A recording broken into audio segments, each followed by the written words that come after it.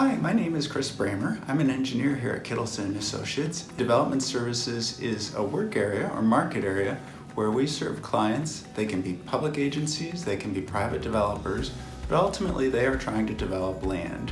And our role as engineers and planners is to help them understand what transportation infrastructure is needed to safely and adequately support the land use that they're trying to build and integrate it with the community and environment around it. I've always enjoyed problem solving and working with communities to try to come to solutions. Kittelson, as one of our practice areas, specializes in development services, and it's really a natural extension of what we do. Our role is to figure out how do people come and go to the site, whatever that land use might be, and then what infrastructure is needed to help them safely and efficiently get there.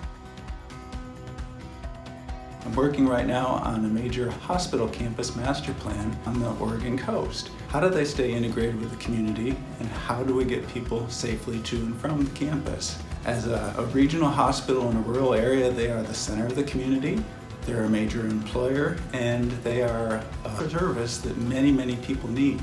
If you think of someone driving to a hospital, it could be just a worker commuting, but it could also be someone who's going through a major life event, or has a loved one at the hospital, or there's been a traumatic injury.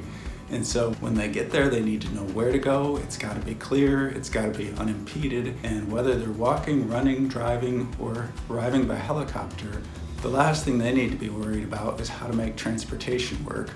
So our job is to make that seamless, and we work with the community, the state DOT, the public agencies, and the project team to figure out how to make that happen. How many parking spaces do you need? Do you need a parking garage? If you have a parking garage, how many electric vehicle spaces do you need?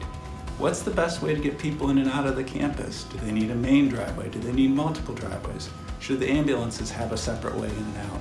There's a whole myriad of issues, and we work with architects, planners, civil engineers, attorneys, land use consultants, and the community that lives and works there to better understand what their needs are and how we can help them ultimately have a hospital that serves the community, and in a future earthquake scenario is going to be that center of the community. It's a super challenging and exciting project and has real implications for everyone around it.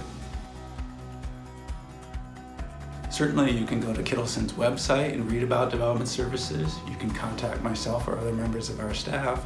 But if that's not practical or what you're looking for, I encourage you to look into your local community. What are the city or county or municipal zoning codes? What's the permitting process?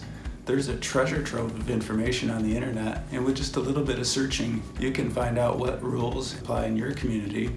As well, if you're looking for course assignments, definitely look at what kind of transportation engineering courses are out there, or just do a little Googling online and figure out what is the local land use permitting process. You can find planning commission hearings, city council hearings, all sorts of different forums.